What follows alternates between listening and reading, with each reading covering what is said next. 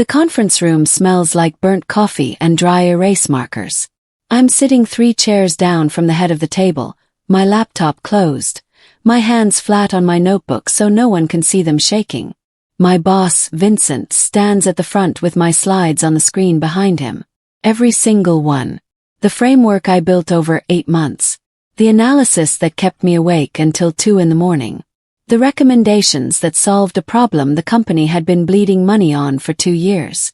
I designed this framework to solve our reporting gap, Vincent says, clicking to the next slide like it belongs to him. Design. The word hits like a slap. I watch the room. The CFO nods. The VP of Operations leans forward, interested. 3 people are already typing notes. My name is not on any of these slides. Not anywhere. Vincent explains the methodology. My methodology. With a kind of casual confidence that only comes when you're standing on someone else's foundation and believing it's yours. He talks about the late nights. He never mentions that I was the one awake at 3 in the morning, coding, testing, fixing. He says we sometimes, but it's the royal we. The we that means him. A director asks how long the project took. Vincent answers without hesitation. About 4 months of focused work. Lie. Took me 8. I was focused the entire time. I was also invisible. When the slides end, Vincent clicks to the final one by accident. It's the system auto-generated metadata page. My username appears as the original author. The timestamp reads, created by Maya.Torres, last modified by Maya.Torres. Vincent doesn't even notice. He's already basking in the applause, in the questions, in the way the room is suddenly looking at him like he's a genius. I watch who nods at him, who makes eye contact, who glances at me for a second and then looks away. The look of someone who knows the truth but isn't brave enough to say it. When the meeting ends, Vincent turns to me and says, "Thanks for the supporting materials, Maya.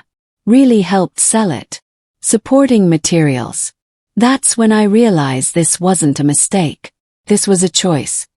He knew exactly what he was doing, and he was banking on me staying quiet. I didn't correct him. I didn't interrupt. I didn't say a word. But something inside me shifted.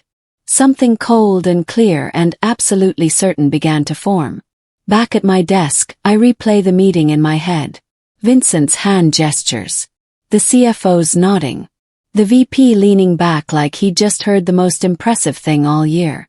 I open my project folder and navigate to the version history. Everything is there. Touch. Timestamp. Name. My revisions. My late night saves at 2:47 a.m., 3:15 a.m., 4:22 a.m. The system doesn't forget. The system doesn't lie. I don't email Vincent. I don't vent to my coworkers.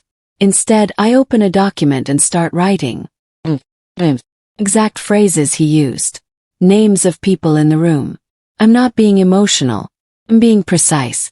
I remember the compliance training. Documentation is truth when memories conflict with records. Around 3 o'clock, Vincent stops by my desk. Leadership loved it, he says. Great work on the supporting materials. Glad it landed, I tell him. He pauses, waiting for more. Give him nothing.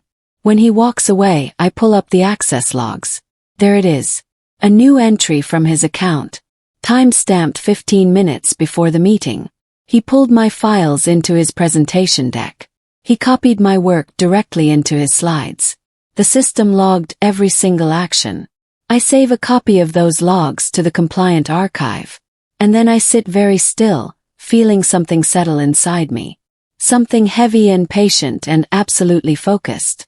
Quiet isn't weakness. Quiet is just waiting. And I'm very good at waiting. Over the next 2 weeks I start to see it everywhere.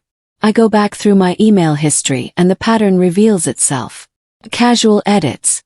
The forwarded email stripped of my name. Sent upward with his signature. The way praise drifted upward while questions rolled downhill to me.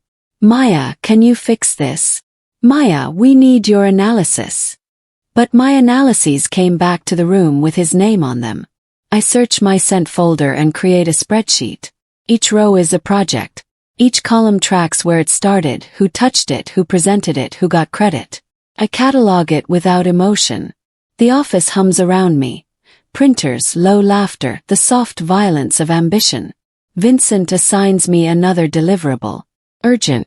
Visible. The kind of project that gets noticed. I accept it without hesitation. If he wants a pattern, I think, I'll give him one so clean it's undeniable. I set up my work in the approved repository according to company policy. I enable detailed logging, capturing every access, every download, every modification. I share access with Vincent exactly as protocol allows.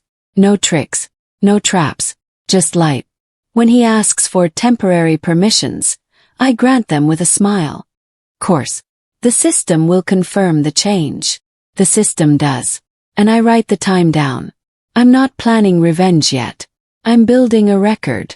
A perfect, undeniable, time-stamped record of everything he does. Because every story ends where it's recorded. 3 weeks later, leadership announces a pilot program. It's company-wide. It's important. Vincent is named point person. The applause is immediate. He nods, gracious and practiced. Afterward, he asks me to brief him privately. His office. Door closed. I need you to give me the key talking points, he says. Bullets I can own. I give him data. Accurate, precise, completely traceable. I watch how he rephrases my sentences, shaving off technical edges until they sound like his thinking. He's more careful now. He knows someone might be paying attention. I notice he stops copying me on certain threads. Email chains about the pilot go to leadership with him as the point of contact. Nowhere. That's fine. The logs don't need courtesy. I schedule a meeting with compliance. Visual. Just trying to understand retention rules. Preparation for the board review. They confirm what I already know. All access histories are immutable. Once logged, they can't be deleted. Everything is archived automatically. Thank them and leave. Back at my desk, I add a note. Pilot window begins. Subject is building a stage. I'm building a record. He has no idea what's coming. The town hall is standing room only. I sit in the middle of the room, where I can see everything and mostly be unseen. Vincent tells the story of the pilot like it's a hero's journey. He names the challenges that I solved at 2 a.m. He jokes about sleepless nights he didn't have. He talks about innovation and breakthrough thinking. All of it mine. All of it his in his telling. My pulse stays even. Anger makes you sloppy. I'm not going to react. I'm going to document. When questions come, Vincent gestures to me for technical clarifications. I answer briefly and professionally, never correcting ownership. The audience sees what he wants them to see. A helper. Support system. He sees obedience. He's wrong about that. Afterward, an executive compliments him in the hallway. The executive says the framework is visionary. Visionary is vague. Visionary doesn't create evidence. I return to my desk and export the latest logs. Each one time-stamped, dated, filed away. Each access from his account to my shared folders. Each download. Each modification. Each late-night export. I'm not angry anymore. I'm focused. I feel the way a hunter feels when she's found the trail and knows exactly where it leads. He's teaching me how he plans to win. I'm listening to every word. My calendar thins over the next month. Meetings drop off without explanation. I'm no longer invited to pilot status updates. My name disappears from distribution lists. Vincent is gatekeeping visibility. I let it happen. Isolation sharpens my hearing. I overhear him coaching a colleague on his methodology. The words are mine rearranged, but the structure, the logic, the framework, that's all me. He's teaching people to build things using my design without knowing my design exists beneath his voice. I write the date. HR sends a routine survey about collaboration. I answer honestly. I don't accuse. Just facts. Have you received credit for your work? No. Do you feel your contributions are recognized? No. Each answer is neutral, factual, undeniable. I request feedback in writing after a one-on-one with Vincent. He replies verbally instead, praising my support and my team attitude. I follow up. Can you recap your feedback in writing? He forgets to respond. I don't remind him. Forgetfulness creates gaps. Gaps are loud. Home I sleep well. Silence has a weight, but I'm learning to carry it with balance. I'm not plotting revenge. I'm preserving truth. There's a difference. The system is still recording. The logs are still growing. Every day Vincent moves forward thinking he's gotten away with it. He's actually adding more evidence. He calls me into his office on a Tuesday afternoon. The door is half closed. His voice is low and urgent. I need a rush analysis for the board update, he says. I need it by tomorrow. And I need it clean. I ask what he means by clean. He smiles. Just make it presentation ready. No metadata. No attribution clutter. Just the data, the analysis, and the conclusions. No metadata. He's asking me to strip away the digital fingerprints. Of course, I tell him. I'll get it done. I build the analysis with perfect clarity and restraint. I embed references throughout. Keep it clean just like he asked. But when I save it to the system embeds me anyway. That's physics. Digital files carry information the way human bodies carry DNA. The system knows who created them, who modified them, and when. I CC the repository when I send him the file. Policy loves witnesses. He replies with a thumbs up emoji. Visual. Confident. I check the logs an hour later. He's downloaded the file. Exported it from the system. Re-uploaded a modified version under his folder with his name in the properties. The system flags the lineage automatically. Knows the original source. It tracks the journey from my hands to his name. I save the flag. He thinks erasing is deletion. It's not deletion. It's duplication with fingerprints. And I'm collecting them all. A colleague pulls me aside near the coffee machine. Her name is Sophie. She's been here longer than I have, and she knows how this place works. Be careful, she says, voice low. He's positioning himself for the next promotion. And he's clearing the board of people who might challenge him. I thank her and change nothing about my approach. Fear makes people sloppy. I'm not afraid. I'm prepared. I schedule a routine audit review with IT the next day. I frame it as initiative, as preparation for the board review. They appreciate the proactive thinking. The audit calendar locks. It's official. It's scheduled.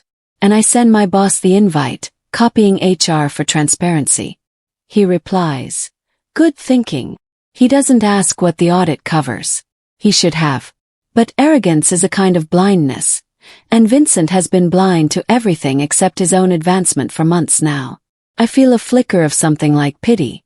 He's betting on hierarchy.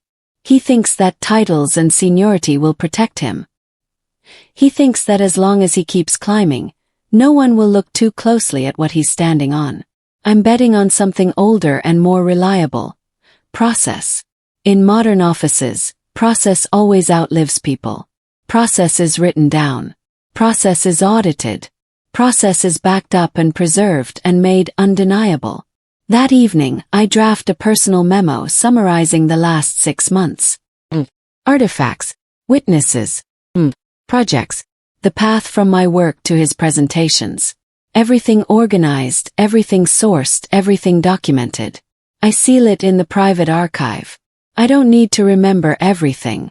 The system already does. The announcement hits my inbox at 9:03 a.m. on a Thursday.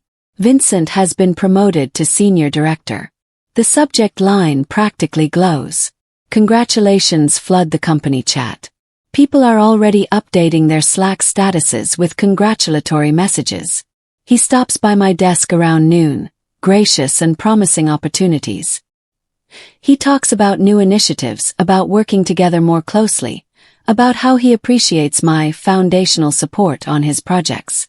I congratulate him and I mean it. I genuinely do. Not because I'm happy for him but because I mean what I tell him. Congratulations. You've earned it. Promotions don't change facts. They magnify them. With the new title, his access expands.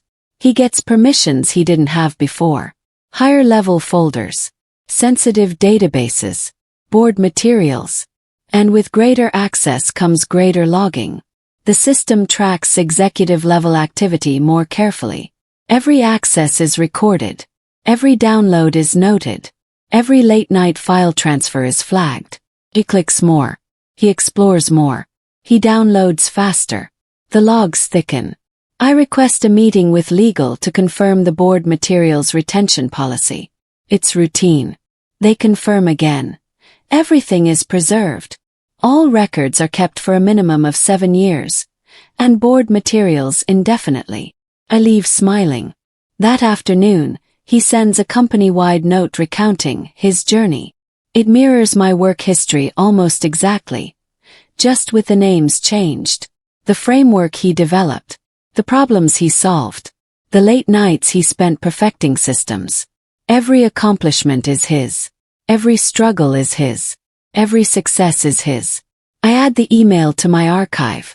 When people borrow your story, they leave traces of the original voice, the original way of thinking, the original patterns.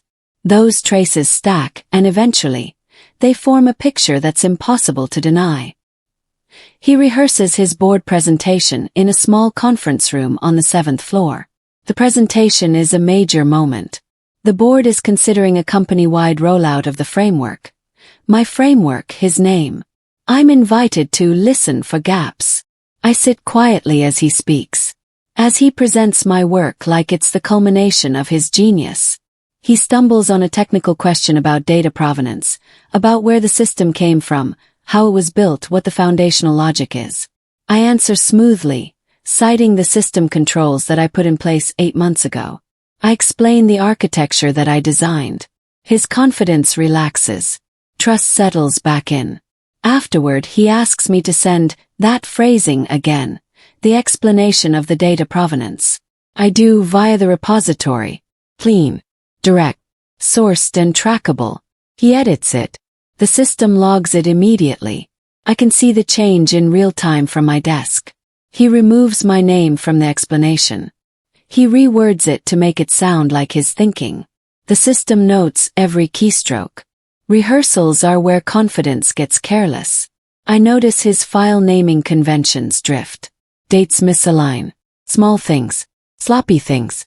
The kind of mistakes you make when you think no one is watching. The system is always watching. I don't correct him. I let him believe that mastery means speed. I let him think that moving fast means leaving no traces. Speed leaves tracks. The faster you move, the deeper the footprints. The board meets behind glass doors on the executive level. I'm not in the room. No one asks me to be. I watch the clock from my desk and try to work, but I can't focus. The presentation is happening right now. The company's future is being decided based on work that has my fingerprints all over it and Vincent's name on top. When it ends, his assistant looks pale. Like she's seen something that scared her. He walks out of the boardroom flushed, smiling too hard. His energy is manic. Too much. Too bright. Later he tells me it went great. The board loved the framework. They want to move forward with the rollout. They want to expand the team. It's a major win. Glad to hear, I tell him. That night, I receive an automated notification. Board materials have been archived. It's standard procedure. The system backs up everything. I review the lineage. My work sits at the root of the tree exactly where it should be. It branches outward from there. Through his modifications, through his presentations, through his board update. The entire chain of custody is documented. Every step traced. Perfect. I don't celebrate. I don't feel anything yet. Tomorrow is going to be loud. Tomorrow the compliance audit begins. Tomorrow everything changes. Sleep well. An email arrives from compliance at 8:47 a.m. Subject line. Routine clarification.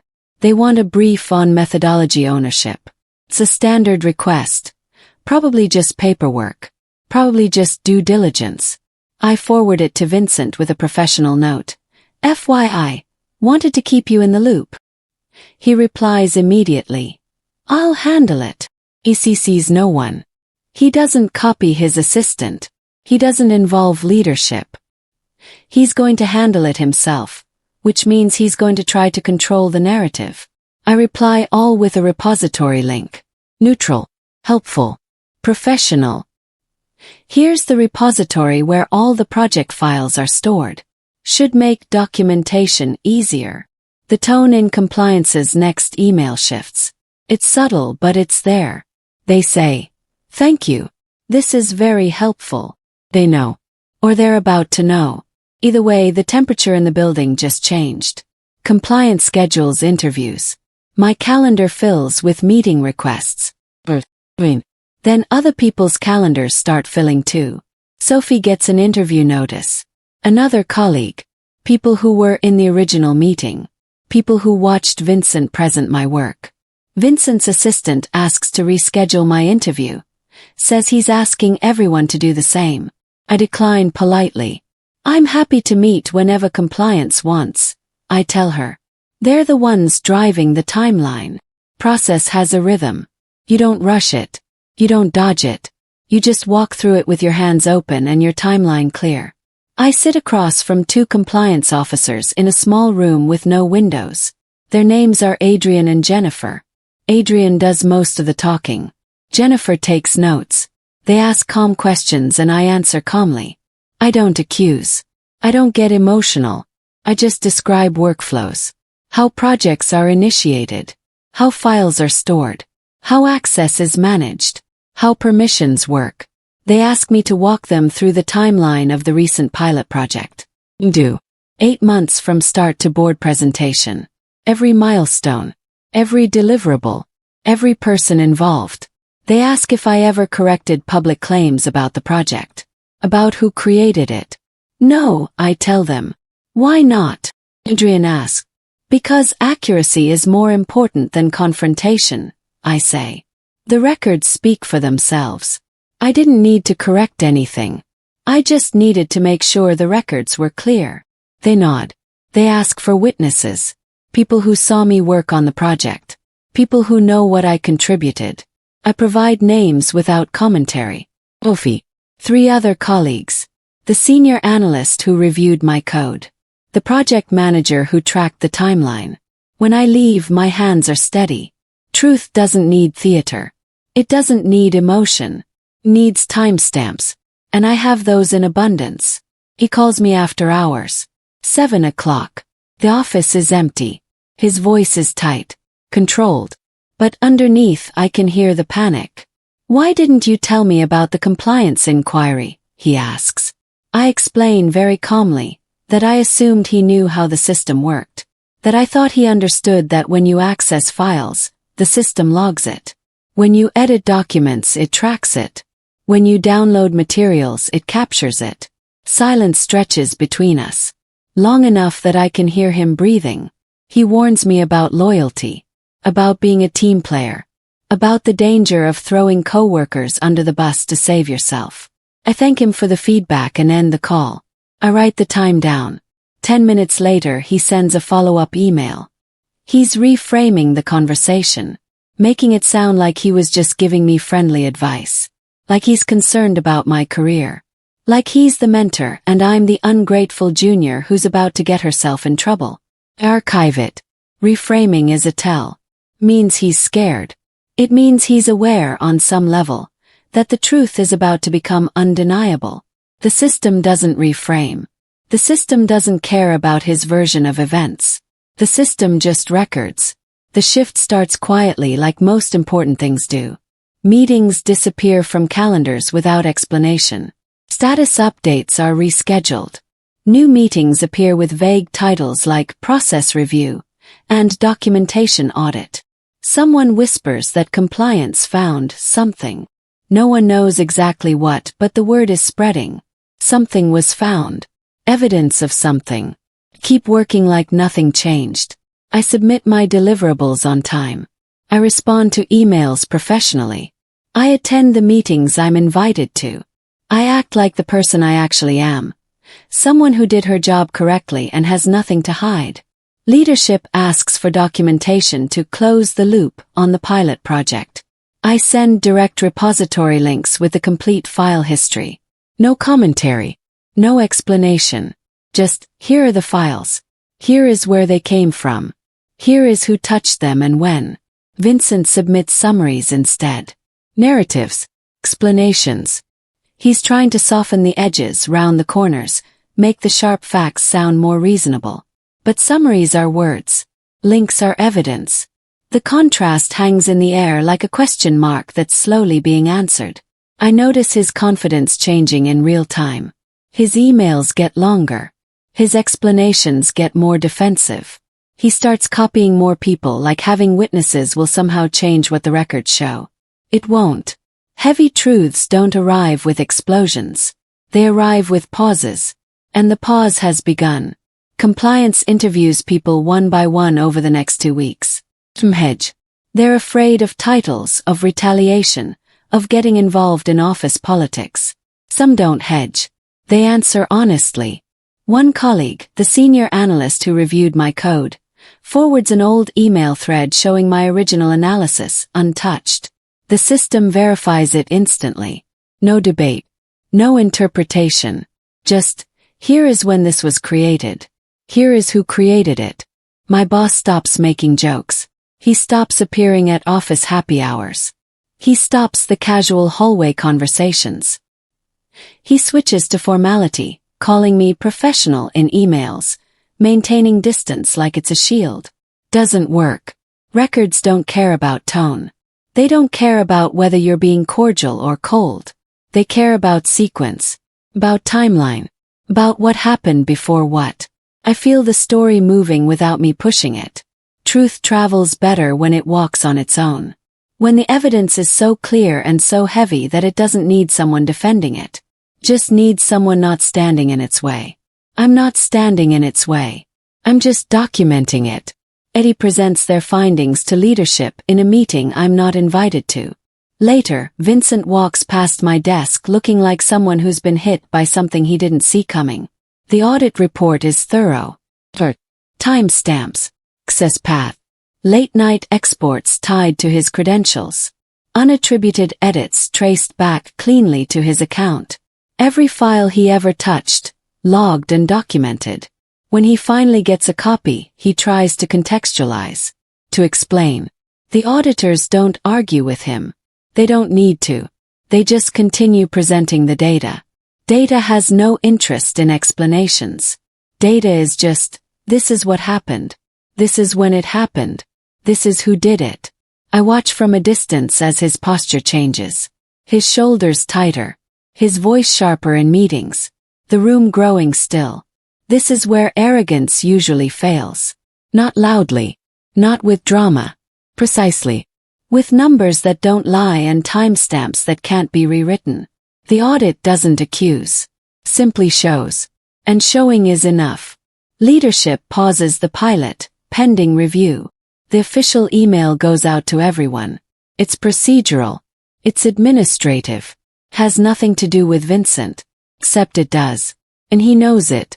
He's asked to step back temporarily. To let someone else lead the rollout. It's phrased as allowing for a fresh perspective and ensuring best practices. But it's a suspension. A quiet one, but a suspension. He tells me it's just procedural. That politics always needs a pause. That these things blow over. I nod. I don't argue. I don't say anything. Pauses are dangerous when you're standing on borrowed ground. The longer you stand there, the weaker the ground becomes. My workload shifts upward. I'm assigned to lead the rollout that he was supposed to lead.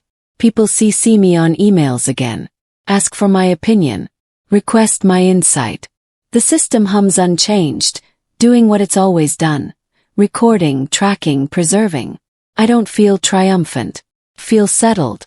Like something broken is finally realigning into its proper shape. Silence did its job. Evidence is finishing its own sentence. He corners me in a hallway between meetings. His voice is low, urgent, desperate. You set me up, he says. I meet his eyes and keep mine steady. I followed policy, I say. Nothing more. Nothing less. People pass us pretending not to see. He waits for anger. For accusation. For me to get defensive or emotional. I give him none of that. Anger would make this personal. This isn't personal. It's procedural. It's just what happens when you build your career on someone else's work, and the records eventually prove it. He walks away first. That's new. That's the mark of someone who realizes he's lost. Legal meets with HR. Leadership listens. No one asks me to argue my case. They ask me to confirm, to verify, to authenticate the records. I confirm everything with links. The repository, the version history, the access logs, the timestamps, the email threads, all of it pointing in one direction, toward the truth. The decision forms without drama. There's no meeting where he's confronted. No hearing where he gets to defend himself. There's just a quiet meeting and then another quiet meeting, and then a decision that gets documented in writing. They don't frame it as punishment. They frame it as correction. Systems realigning. Titles adjusting. Accountability finding its place. I realized something in that moment. Revenge wasn't the goal. Accuracy was. And accuracy always looks like calm. Like nothing happening until suddenly everything has changed. A short email goes out company-wide on a Tuesday morning. Subject: Leadership Update. It says that Vincent will be transitioning to a new role. It says leadership is grateful for his contributions. It says the company is committed to maintaining the momentum of the pilot project under new direction. There are no explanations. No names highlighted. No scandal. No drama. The office reacts in fragments. Raised eyebrows, quiet nods, the kind of subdued reaction that happens when people realize something they suspected has turned out to be true. His desk is cleared by the afternoon. He doesn't say goodbye. I don't watch him leave. Closure doesn't need witnesses. The system updates permissions automatically. His access is revoked. My access remains. That tells me everything I need to know about how this ends. A new manager introduces herself. Her name is Rebecca. She thanks me for professionalism, for handling the situation with integrity, for doing my job correctly even when it would have been easier to do it wrong. She talks about rebuilding trust, about visibility earned correctly, about creating a culture where credit flows to the people who actually do the work. Listen, I accept new responsibilities slowly. I don't rush back into things. Healing isn't rushing forward. It's choosing stability over spectacle. My calendar fills again, this time with transparency. Meetings where I'm actually invited. Projects where my name is actually on the proposal. Leadership asking for my insight because they trust my judgment, not because they need to document it. I notice how easy breathing feels when you're no longer carrying someone else's lie. 2 months later, I'm asked to present methodology ownership to leadership. I do it cleanly. No blame. No score settling. Just sequence. Timeline. Fact. My name appears where it always belonged, at the start. No one flinches. No one argues. No one tries to rewrite the story. The record settles like dust after movement. This is what winning looks like when it's legal. When it's documented. When it's undeniable. Quiet. Undeniable. There's no applause. No apology tour. No public vindication. Just alignment. Work flows the way it should. The framework I built gets properly attributed. People start crediting it correctly. The system works the way systems are supposed to work. Documenting reality, not covering it up. I feel lighter than I have in months. Not because Vincent fell, but because the truth stood. Silence wasn't surrender. It was strategy. I learned that composure isn't passive. It's precise. I archive the final note and close the folder. 6 months of documentation. 8 months of betrayal. 2 months of evidence walking quietly toward accountability. The system timestamps the action. Final. I don't look back. Systems remember so people don't have to carry everything. I move forward with my name intact, my work anchored to truth, and my reputation restored not through drama, but through accuracy. Vincent thought memory was fragile. He thought deletion was possible. He forgot about logs. But the logs remember everything. And in a place where everything is recorded, the truth always wins.